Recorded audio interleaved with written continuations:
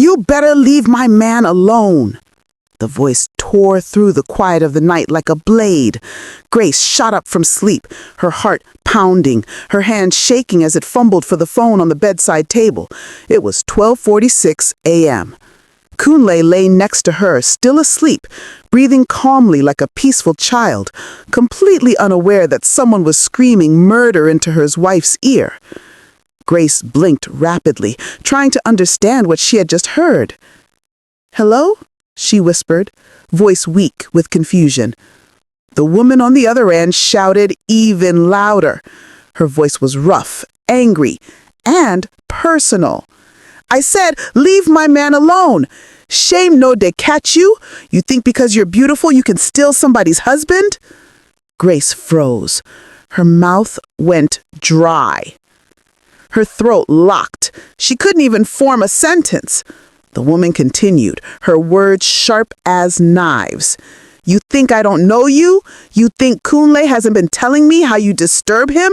Madame, let me warn you, stay away from him." Kunle. Grace felt something cold sprat across her chest. She swallowed hard. "Excuse me, please, who is this?" "Don't pretend," the woman yelled. "All of us cannot be sharing the same man. Leave him alone." Then the line went dead. Grace sat still for a moment, her whole body trembling. The room was silent again. Too silent. Outside, a distant generator hummed. Inside, the ceiling fan clicked faintly. But in her heart, chaos. She stared at the phone, the screen still glowing softly in the dark. Unknown number, unknown voice, unknown woman. Yet, the accusation felt like someone had kicked her in the stomach. She looked at Kunle, sleeping peacefully, snoring lightly.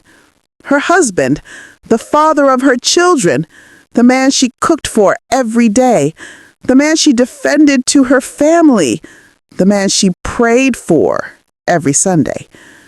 Grace's hand tightened around the phone until her knuckles turned white. What exactly had she heard? Who was that woman? Why did she mention Kunle's name? Why did she say, "Leave my man alone"? And why does she sound so confident, so certain? Grace slowly stepped out of bed, her legs shaky.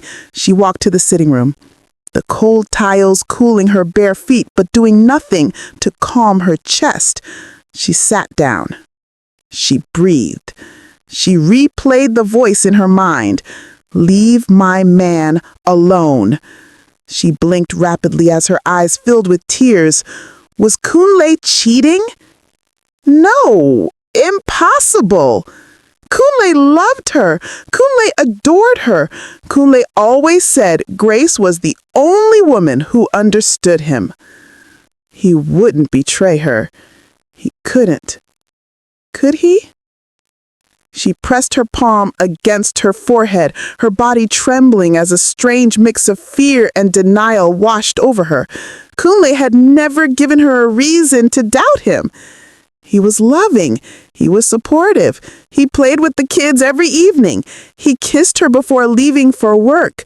He told her she was his peace. Why would he cheat? But the voice. That voice was too real.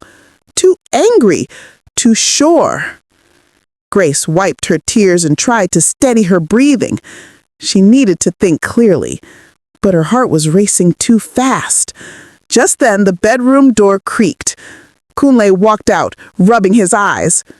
"Grace, why are you awake?" he yawned. Her breath caught. He didn't know. He had no idea. He was just normal. She forced a small smile. I had a nightmare." Kunle walked toward her, placing a casual hand on her shoulder. "Come back to bed, it's late."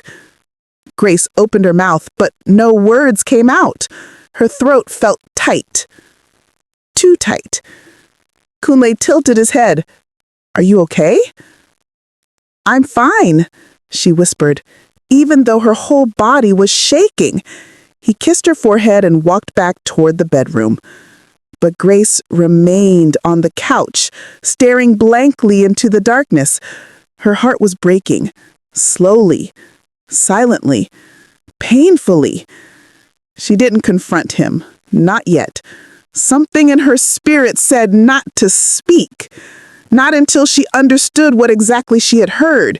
Not until she knew who that woman was. Not until she was sure. Grace stood up again and locked the front door gently, her fingers trembling as they touched the metal. Then she picked up her phone. She stared at the call log. 1 missed call, 1 received call. Unknown number. She tapped it, saved it, named it Midnight Caller. Kunle snored softly from the bedroom.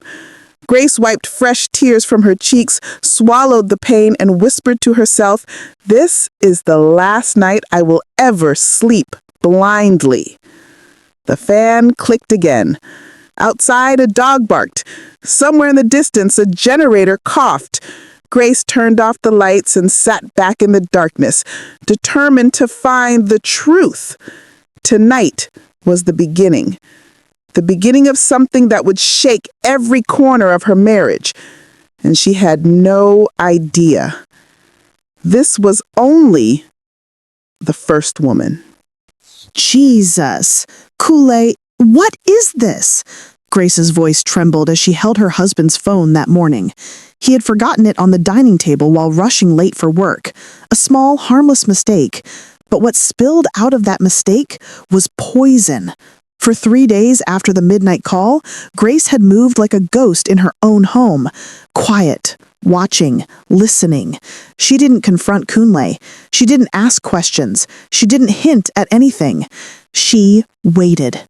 And that Friday morning, the opportunity walked to her willingly. Kunle's phone lit up. A WhatsApp notification. "Baby, don't forget Taiwo's school fees today. Mama twins heart."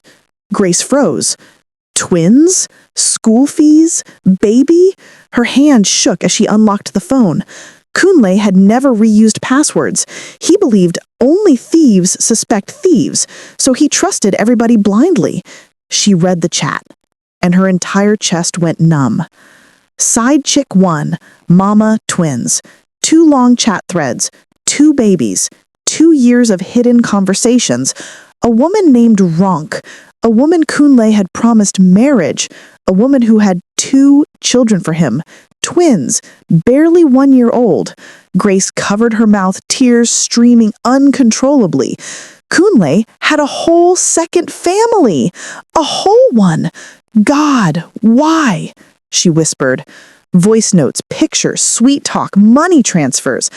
Kunle telling Ronk, "Just be patient, my wife will soon join her sister in London. Once she relocates, I'll marry you properly."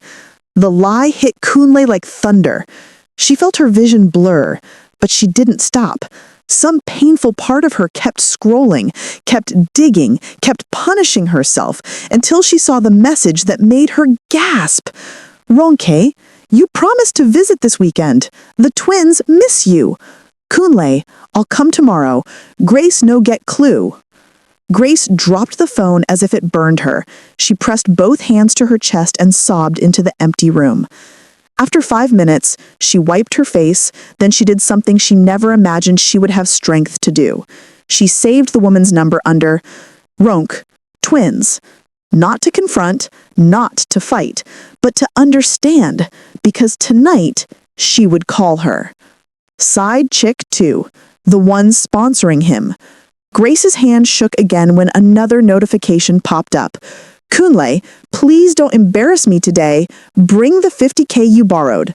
My future husband. Ring." Grace swallowed hard. Future what? She opened the chat. A woman named Kemi, a single mother with 1 daughter, a nurse, and Kunle had been borrowing money from her consistently. He called her my wife-to-be. He told her, "I'll marry you once I settle things at home." Grace felt dizzy. Borrowing money? Promising marriage? To another woman with a child? And the worst part? A message from 2 weeks ago. "Kemi, you're not lying to me, right?" Kunle, I swear on my mother's grave, you're the only woman I love. Grace burst into bitter laughter, one that ended in tears. The betrayal was too layered, too deep, too intentional. She saved the contact quietly. Kemi, loans. 2 women discovered, but God wasn't done unveiling. 3. Side chick 3, 7 months pregnant. Her hands were already shaking when the 3rd notification appeared. Baby, the baby kicked today. Call me when you're free. With a pregnant woman emoji. Grace felt the blood drain from her face. No, no, no, God, not again. She opened the chat. A young woman named Mariki, 6 voice notes, pictures of ultrasound scans, Kunle's replies full of emojis and pet names, and then the message that shattered Grace completely. Mariki, should I tell your wife? This pregnancy is going far. Kunle, don't you dare. I'm just waiting for the right time to end things with her. You know I want a peaceful divorce. You're the woman I truly want. Grace closed her eyes and clutched her chest as a sharp pain shot through her body. Peaceful divorce? End things with her? Kunle wanted to leave her. After 3 children? After everything she sacrificed? After all their struggles? Her breath came in hot, shaky waves. She saved the number. Mariki? Pregnant. 3 women. 3 hidden lives. 3 full betrayals. And Kunle had no idea she knew. Grace didn't scream.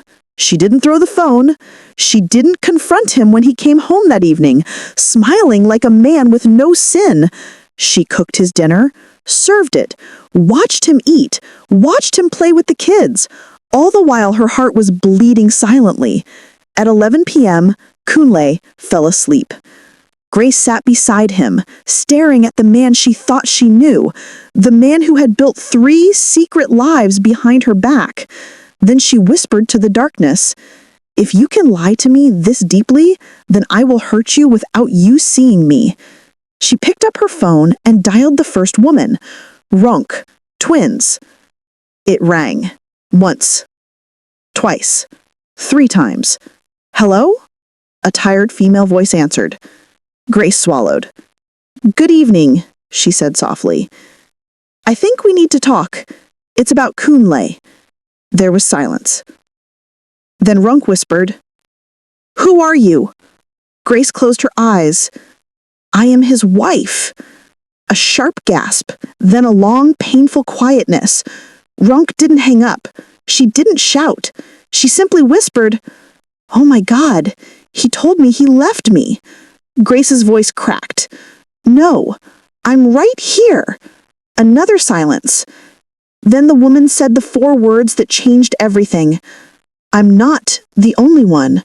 Grace's heart stopped. What do you mean? There are other women." Grace felt ice run down her spine. "How many?" "I don't know," Ronk whispered, "but I'm ready to tell you everything." Grace wiped her tears, her voice steady for the first time that day. "Then let's destroy him together." And the alliance began without Kunle having a single clue. Grace did not sleep a single minute that night. The moment she ended the call with Ronke, she sat in silence, staring at the dark ceiling. Her heartbeat thudded slowly, painfully, like a drum announcing war in a quiet village. Beside her, Kunle snored softly, unaware that the peaceful life he enjoyed was already cracking beneath him. By dawn, Grace had washed her face, dressed the children for school, and cooked breakfast, all on autopilot. Inside, her mind was racing. 2 more women left to call. 2 women who had no idea that the man they loved was a professional liar. 2 women who believed they were his future. 2 women she needed on her side. She waited till Kunle left for work, kissed her forehead as usual, and told her, "I'll be home early, my queen." Grace forced a smile. "Safe journey." The moment the gate clicked shut, she locked the door, took a deep breath, and dialed the second number. Kemi, the one who funded him. Kemi, loans. The phone rang twice. Hello? A brisk, tired voice, the voice of a woman used to carrying too much. Grace cleared her throat. Good morning. Am I speaking with Kemi? Yes. Who is this, please? Grace swallowed. My name is Grace. I believe we both know someone. His name is Kunle. Silence. Then a sharp inhale. Oh God, is he okay? Grace felt a sting in her chest. Kemi actually cares about him. He has eaten this woman's money and love. She steadied her voice. Yes, he is fine, but I need to speak with you about something important. Another silence, heavy, suspicious. Madame, are you family? Grace nodded slowly, even though she wasn't seen. Yes, I'm his wife. A long, painful pause. Then the woman whispered, He told me he was divorced. Grace closed her eyes. Of course that was his line. I'm still very married to him. We have 3 children. Kemi let out a shaky breath, part shock, part heartbreak. God will punish lies.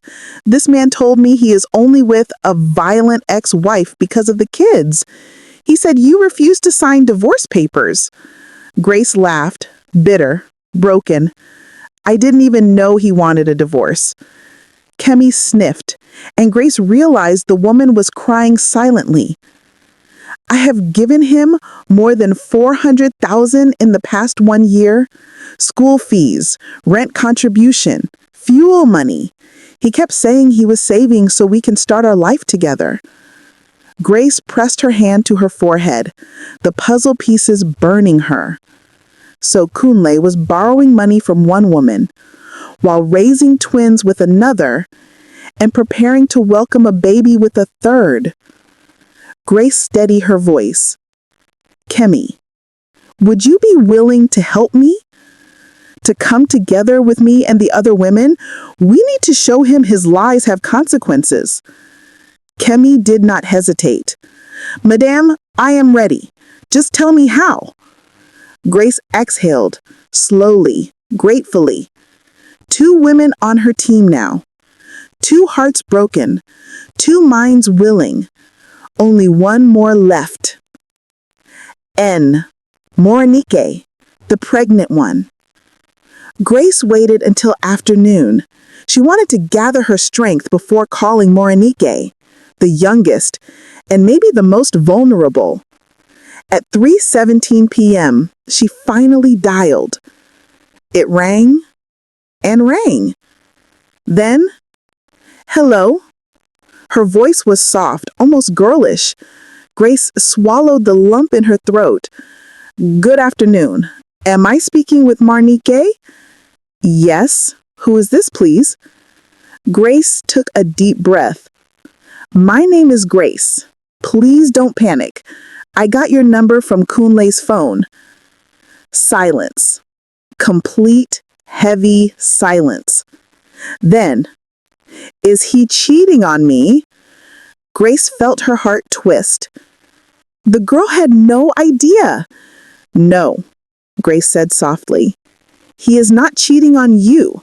He is cheating on me. Another sharp inhale. I don't understand. Grace sat down, voice calm and steady. I am Kunle's wife.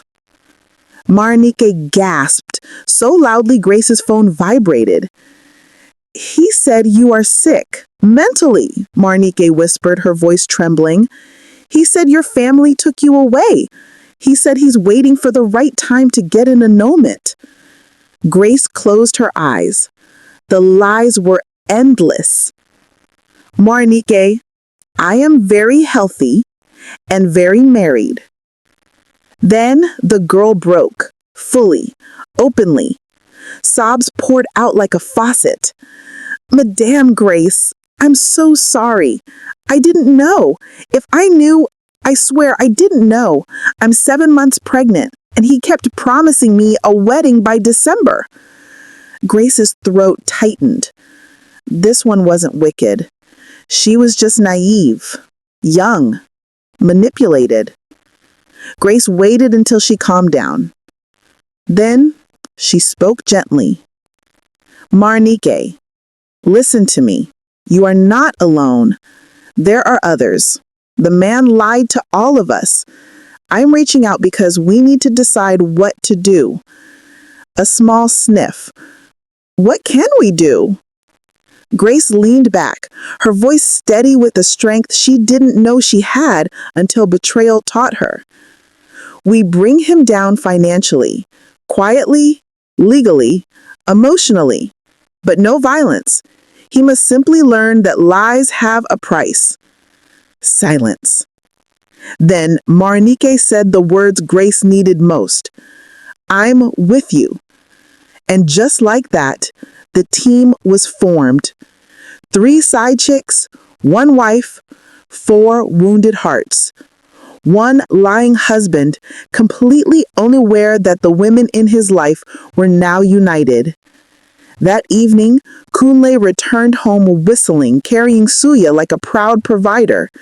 Grace watched him, calm, peaceful, smiling. He kissed her cheek casually. You're quiet, he said. Everything all right? Grace smiled softly. Everything is perfect. He didn't know. Ronke was gathering receipts. Kemi was preparing account statements. Morinike was ready to reveal every promise he made. And Grace was coordinating all of them discreetly.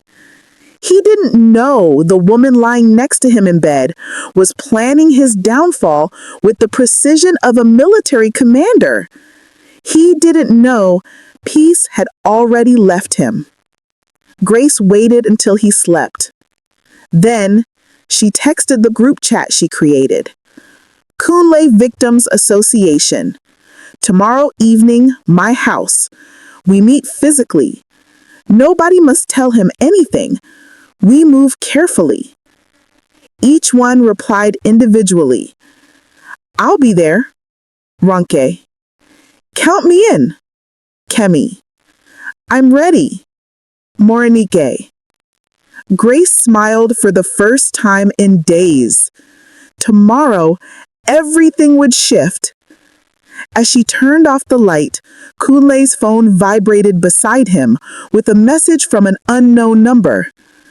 Kunle, we need to talk urgently. Call me back.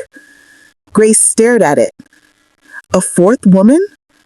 Or someone about to expose him? Her heart pounded. Everything was about to get even messier.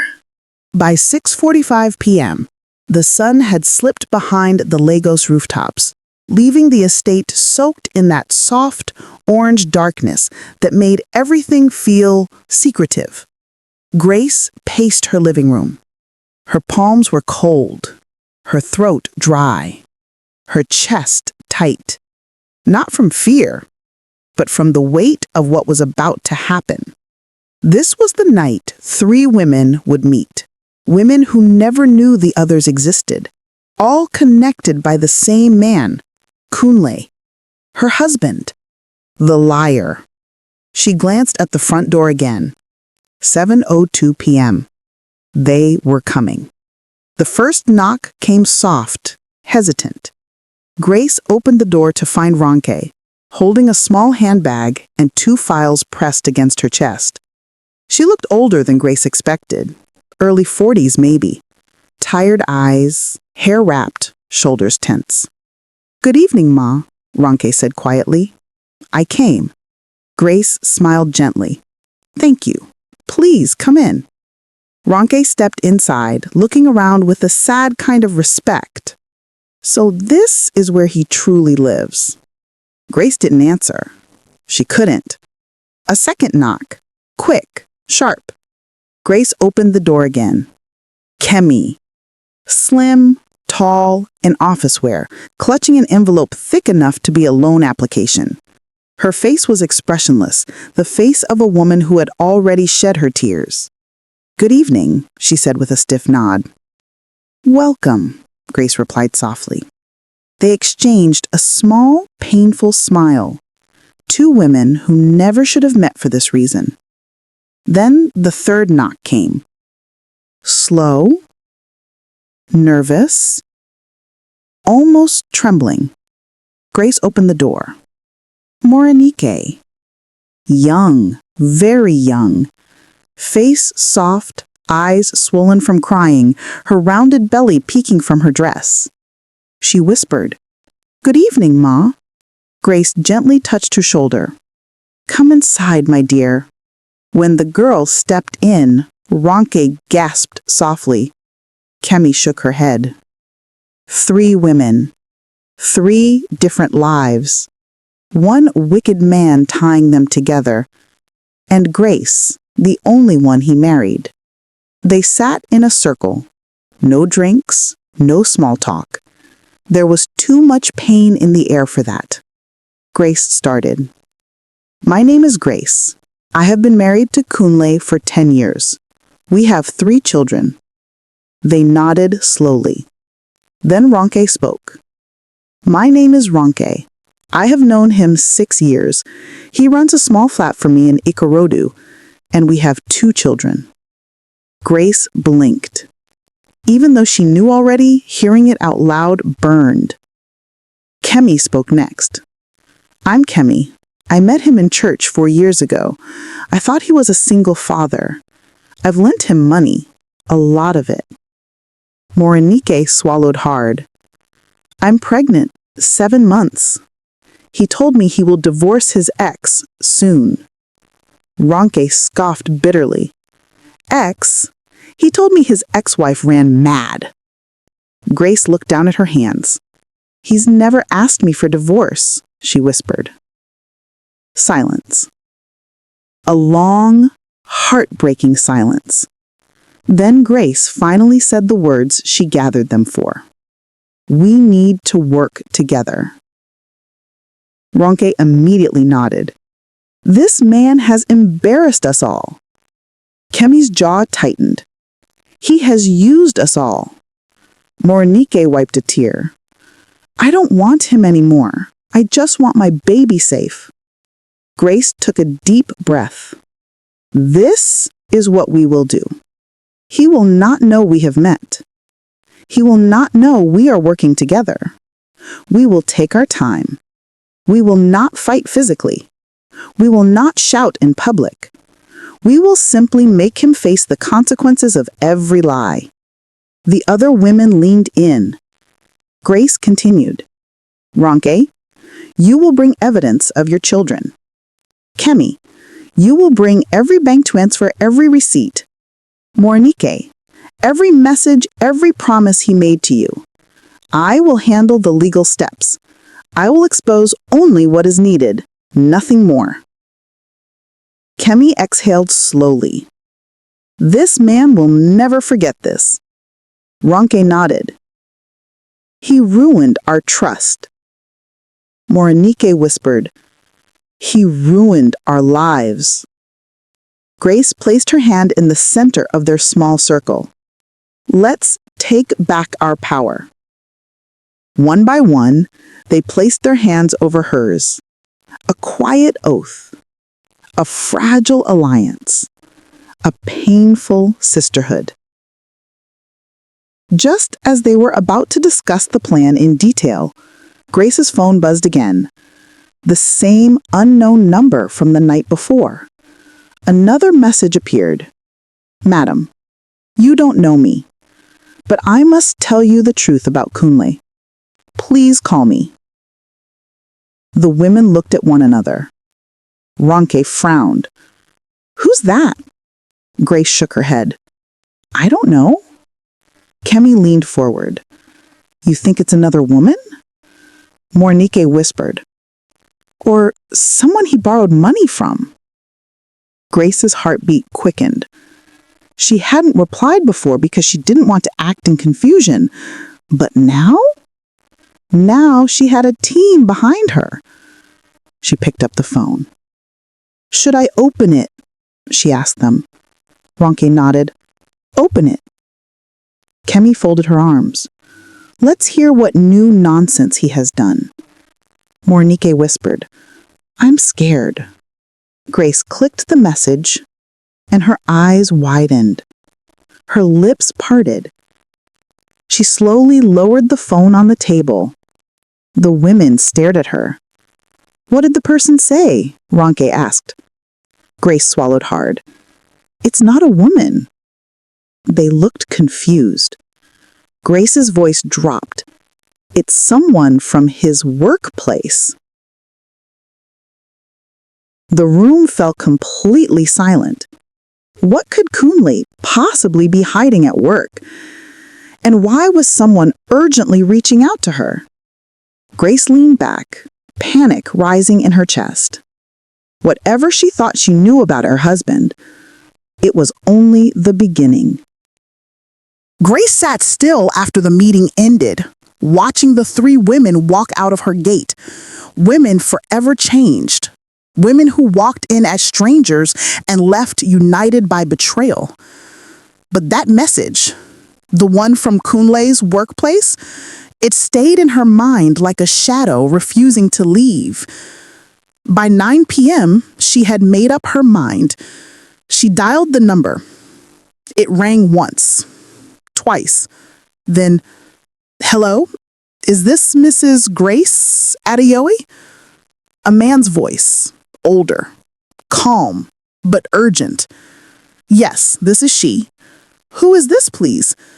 "My name is Mr. Ibrahim. I work with your husband." Grace tightened her grip on the phone. "What is this about?" A long, heavy sigh. "Madam, your husband is in serious trouble, and I didn't want you to be blindsided." Her heart thudded. "What kind of trouble?" Another pause. Then, "He has been collecting loans from staff at work." "Private loans?" "Multiple, from different people." "How much are we talking about?" "Over 2 million, ma." Grace closed her eyes. A cold, numb feeling spread through her. Loan debts, secret families, a pregnant girl, 2 hidden children, another baby mama funding him. And now, debt at work too? "Why are you telling me this?" she whispered. "Because HR will summon him soon, and because he swears he has no wife. He says he's a single father. He brings different women to office events." Grace felt the room spin. Different women? Plural? So even the 3 she knew were not the full count. Her voice shook. "Why now? Why message me?" "Madam, I saw your picture in his wallet today. Quietly hidden. You deserved to know." Grace ended the call slowly, tears sliding down her cheeks. Not loud tears, not dramatic ones. Quiet tears, the kind that come from exhaustion, not heartbreak. She looked at the files the women had left. Bank transfers, pregnancy scans, photos of children, screenshots of chats, audio messages, voice notes, lies upon lies. It was time. Time for consequences. Time for the truth to breathe. Time for Kunle to face what he created. Kunle returned home around 10:40 p.m., humming quietly, carrying bread and akara like a man who believed he was loved. "Sweetheart, I'm home," he called. Grace didn't answer. He entered the living room and froze. Everything was on the table. Everything. Evidence, pictures, receipts, chats, children, pregnancy reports. Grace sat in the chair facing him, straight-backed, calm, unmoving, unblinking. Kunle's bag dropped from his hand. His voice cracked. Grace, what is all this? She didn't raise her voice. She didn't cry. Sit down. Her tone made him obey instantly. He sank into the chair opposite hers, trembling. Where did you get all this? He whispered. I spoke to Ronke and Kemi. Kunle's eyes widened. And Morenike. His face drained completely. And someone from your workplace. He swallowed hard, panic rising visibly. Grace, I can explain. No, she whispered firmly. You will not talk. I will. He froze. Grace leaned forward. You lied to me for years.